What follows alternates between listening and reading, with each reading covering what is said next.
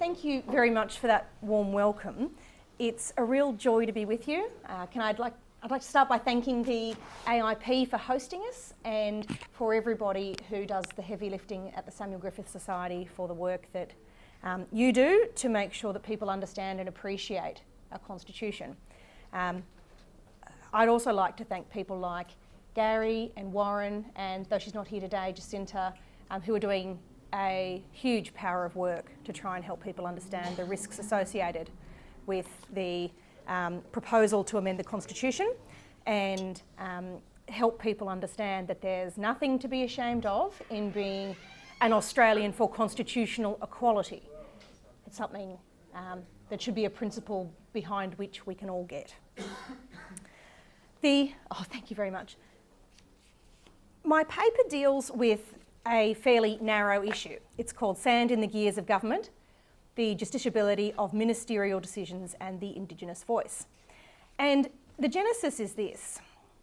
In the limited amount of information that's been provided to the public about what we will get were the proposal for constitutional change to be successful, we are told in generalisations that it won't slow the decision-making process of government or the executive, that it won't make it harder to get projects up or develop the economy of this country.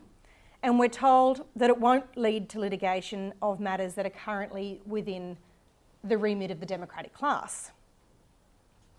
All of that is presented as a nothing to see here type of proposition and just a bit of consultation. How could anybody be against just a little bit of consultation? And yet, almost in the next breath, people like the Prime Minister would say that while the proposal is to entrench a voice, there's not a lot of point in having a voice unless it is also heard. And if something is heard, then it would be improper that it not be acted upon. And so to suggest that it is just a little bit of consultation with no real implications for doing things differently has to be a furphy. In his own words, Prime Minister Albanese said it would be a brave government that didn't do as was recommended by the Indigenous Voice to Parliament. And so while it might be framed as a power to provide recommendations, it nevertheless has something approaching a practical veto, even if it isn't a constitutional one. And that's something that could easily be lost if we don't go to the trouble of making sure Australians understand the detail that stands behind the concern that those on the no side have on each of those points. So my goal today is to tell you the reasons why,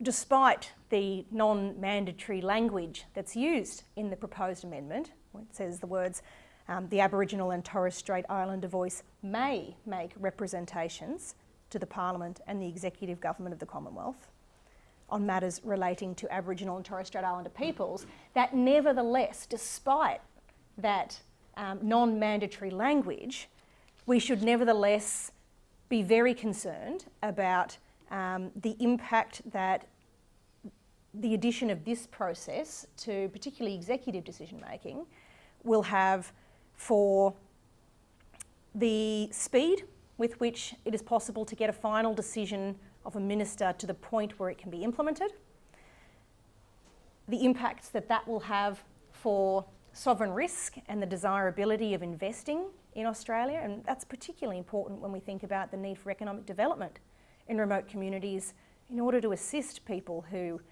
most miss out on the benefits of urban life and services.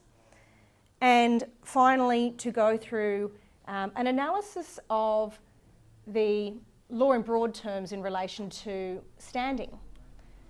Who is going to have the ability to be involved in the process of engaging in litigation arising from the voice? as I say, it's a narrow remit. It's not my desire today to tell you the 400 reasons why I think that this constitutional amendment is a terrible idea, although I could. But there's plenty of people here who can do that, and I'll keep it to that narrow point today. So the words "may make representations" in the proposed amendment may sound benign, and I suggest that's probably by design. But in the scope of an amendment that encompasses executive government decision making, the very fact of a right to make representations triggers impacts for the law of administrative decision making that are much more profound. I'm conscious that there are a number of people in this room who know administrative and constitutional decision making very well. But for those who don't, I will to some extent go from first principles. That impact, though, is compounded by the right of the proposed voice to Parliament to make representations on any matter that relates to Aboriginal and Torres Strait Islander peoples.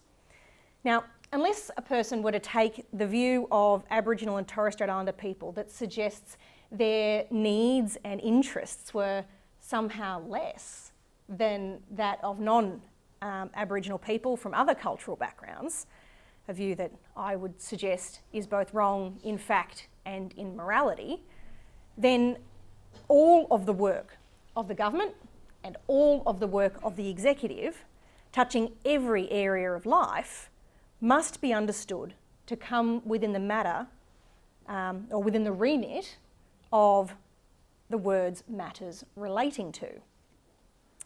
An Aboriginal person, we shouldn't even need to say this really, has just as much of an interest in, for example, environmental policy, tax policy, economic development, migration settings, health and education funding, and all of the rest as the rest of us. And while an Aboriginal Australian might have an additional interest, perhaps above and beyond non-Indigenous people, in native title and cultural heritage law, while we all have an interest in it in the strict sense, there will be some cohorts in the community for whom it is of more significance. Adding those particular matters to the list doesn't diminish the relevance of every other area of government decision making to Aboriginal people.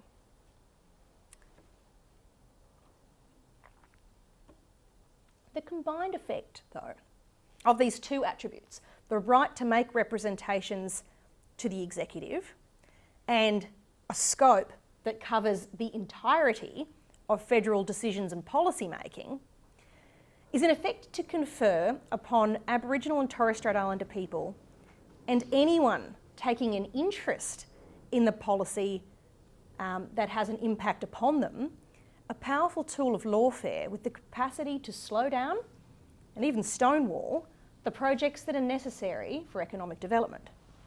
Now that carries with it the very real prospect, I suggest, of making a climate for investment in Australia that is fraught with delay and cost and that makes ambitious projects non-viable. If you think that government in Australia at present is affected by paralysis, I'd suggest you haven't seen anything yet. And as I've already alluded to, it would be a particular deterrent in the industries that are most likely to bring jobs and services and wealth to the remote communities and the rural communities where so many of the nation's most disadvantaged Aboriginal people live. So I've been really struck in the public debates surrounding the effect of the proposed amendment to the Constitution to see that even well-educated and politically engaged people are quite often unaware of the way in which the requirements of administrative law work. For those of you who saw it, I had a similar engagement with Chris Kenny on this topic a couple of weeks ago. But in any government decision-making process, let's say it's a minister, they have an obligation under administrative law to take all relevant considerations into account in making their decision, to avoid taking irrelevant considerations into account in making the decision, and to make a decision that is reasonable. Now, there's a whole lot of other requirements of administrative law too. I'm going to direct all of those inquiries to Nicola Cerrone. But let's just take those three for simplicity. Those three requirements of administrative law would operate to give the language of may make representations in the Constitution, were it to be accepted, a justiciability that would see the correctness of ministerial decisions litigated upon and decided finally by the courts. Again, for those who might not be administrative law enthusiasts, an administrative decision will be affected by jurisdictional error if it fails to properly take account of all these relevant considerations and avoid taking account of the irrelevant ones. What's important though is that the question of whether or not the decision is affected by jurisdictional error is made after a minister has made their decision, and it's an assessment that is made by a judge or a group of judges. Similarly, the considerations need to be taken into account in a decision-making process that's reasonable in all of the circumstances. Again, it's a matter that's determined by the minister initially, but it's subject to the final check-over that comes on an application for judicial review, meaning that the final say is one that lies with the bench.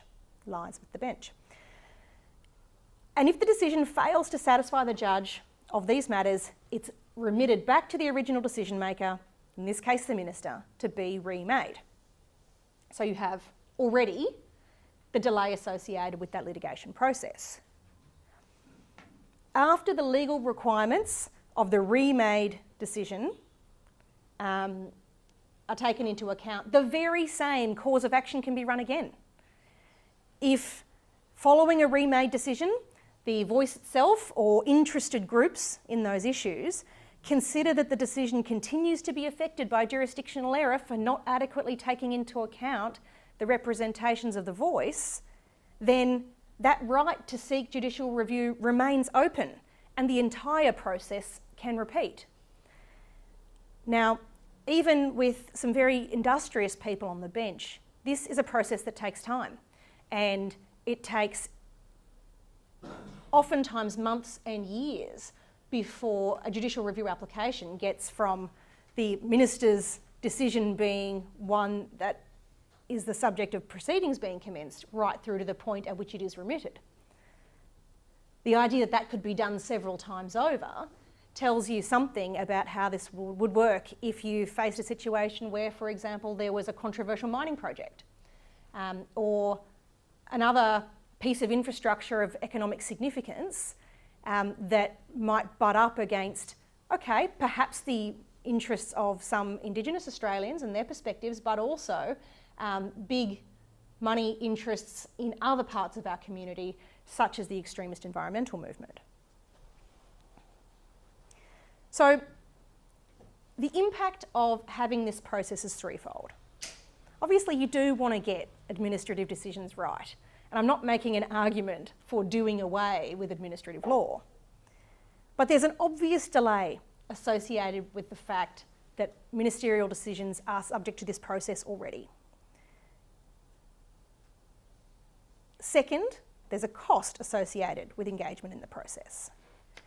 Now, the voice will probably be taxpayer funded for that type of litigation if the actions of this government so far are any gauge by which to guess.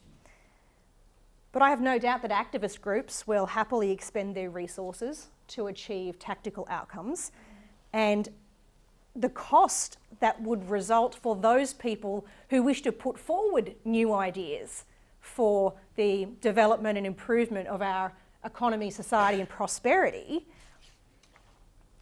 well, those people face a cost sensitivity that could very well put engagement in Australia's approvals process and with it, our community getting those benefits at risk. You know, there comes a point where commercial projects are made non-viable by extensive lawfare, and there is a point at which investment partners decide to walk away and a project fizzles. Indeed, the achievement of that objective is one stated plainly from time to time by activist groups, particularly in the environmental space, and you may well have seen the publication of the handbook suggesting that very thing from the Australian Conservation Foundation only a few years ago. But third, this process affects a structural transfer of authority in our democracy from the executive, who are drawn from an elected government, to the judiciary. Now, politicians, and there's a few of them retired and maybe even serving in the room, for all of their faults, at least face public accountability at regular intervals in the form of the ballot box. The same cannot be said for the bench. Now, none of that is to impugn the professionalism or the intellect of our judiciary, but it is simply to say that the decision-making in relation to political matters properly lies in our democracy with those people who are elected and those people who are accountable. Now, critics of this argument will observe that the right to seek judicial review of decisions of the executive has long been in place in Australia for those who have standing to seek those orders. And of course, that's absolutely true. However, this amendment to the Constitution, in the way that's proposed, adds yet another item to the list of relevant considerations. And it is an item that is both enormously broad and capable of being litigated by actors beyond the group of people who will be selected, by means yet to be identified by the government, I should add, to represent Aboriginal and Torres Strait Islander people on the national voice. And so I might move to that topic of standing now. Part of the risk that comes with the proposed amendment is the question of, well, who can challenge an administrative decision? One might even be more comfortable if first there was clarity about who could be on this voice and transparency about how they are to be chosen and held accountable of themselves, but without a legal framework that provides for every man and his dog to be able to litigate based on the recommendations that are provided by the voice. Now, you might think I'm being dramatic here, and perhaps at first glance it sounds that way. But the tactic of lawfare is something that has been actively and carefully implemented by activist groups in this country. And while historically the law in relation to standing required a level of direct affect that excluded groups of this kind from driving legal proceedings on behalf of what they call the public interest, that has shifted substantially since the 1980s. So the law in relation to the standing of activist groups to bring proceedings to object to various projects that had obtained government approval was, as at about 1980, pretty settled. But then, in Australian Conservation Foundation and the Commonwealth, a 1980 decision of the High Court, the High Court, by a majority of 4-1, held that the ACF had no standing to challenge a development application for the alleged failure to follow administrative procedures. This decision, I think, gives you a really good picture of where the law was intended to be, where it was last in a good settled place. And it provided, and if I take from the judgment of Justice Aiken, he referred with approval to a decision from Boyce and Paddington Borough Council of 1903, where two criteria are provided for a plaintiff to sue where they are not directly affected in the usual way of having standing to bring litigation. The first is where the interference with the public right is such that some private right of his is at the same time interfered with. So that's a reference to that personal impact or that direct impact on property rights. And second, when no private right is interfered with, but the plaintiff, in respect of his public right, suffers special damage peculiar to himself from the interference with the public right. And both of those things have in mind confining the scope of who can bring litigation in relation to these matters to those people with a real legitimate interest in it. They're not out to make a political point, they're not out to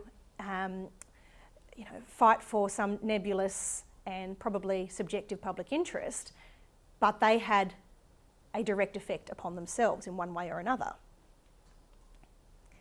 That to me is a pretty sensible position. But in Australian Conservation Foundation and the Forestry Commission of Tasmania in 1988, the ACF and 2 other conservation groups challenged by judicial review the decisions of a commission of inquiry that had provided an interim report. It was dealing with an inquiry into World Heritage areas in Tasmania. Now, the Commission's interim report had said that there were a bunch of areas that, in its view, were clearly not qualifying areas for World Heritage. And the ACF contended that the Commission had failed to take account of relevant issues and had taken into account irrelevant issues in making its decisions. Justice Burchett in the Federal Court said that the applicants, namely those activist groups, had a right to have their submissions considered according to law, particularly because they had been allowed by the Commission to make submissions and participate in hearings. And from that, he considered that it flowed, that those things had to be taken into account, and if they weren't happy with it, they had a right to seek judicial review of the way the Commission had operated.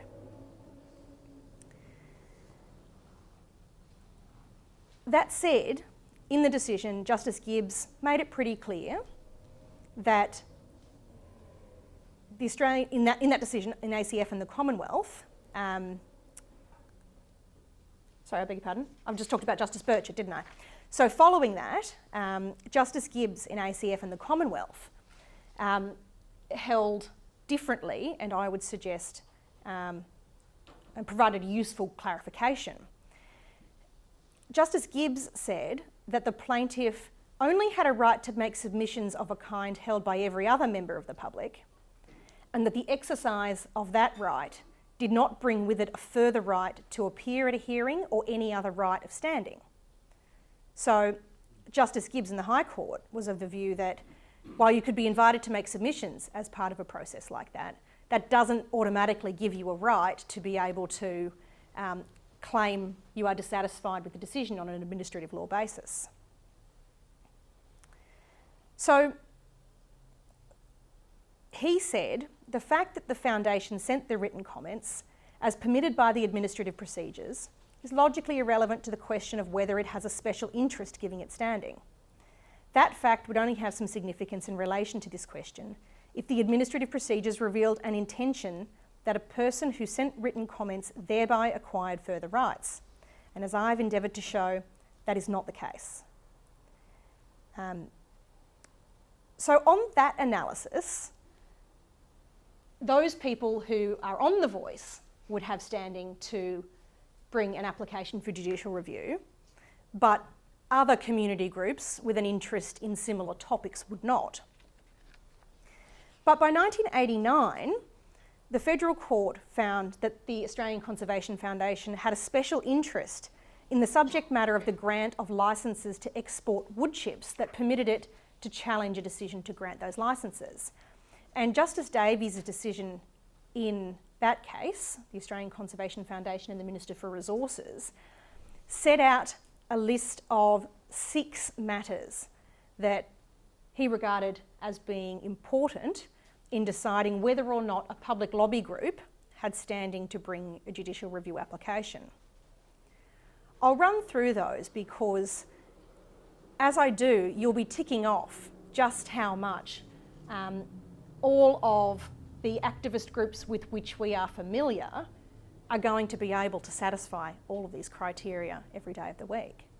The first is the nature of the controversy underlying the dispute in the proceedings and the significance of that issue at the time. I don't think anyone could say that the life outcomes of Indigenous people is anything less than significant. Whether it's an issue of national significance, I think that's a box that's pretty easily ticked. The increased public perception of the issue and the need for bodies to act in the public interest to affect that issue, I think that'd be satisfied. The preeminence of the organisation on the issue, I'll come back to that one in a moment.